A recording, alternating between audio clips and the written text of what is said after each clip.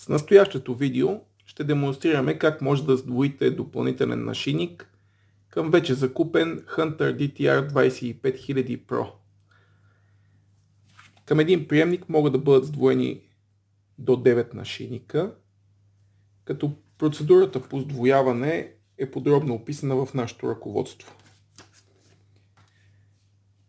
За целта трябва да пуснете приемникът, както и нашийника. Светлината индикация на нашийникът ни показва, че нашийникът е пуснат и вече може да преминем към процедурата по сдвояване. За целта трябва да натиснем и да задържим бутона със светлинна индикация на приемника, докато на LCD дисплея не се появи мигащ високоговорител. В момента, в който се появи мигащия високоговорител, доближаваме приемника до нашийника и отброяваме 3 последователни звука от нашийника. След това натискаме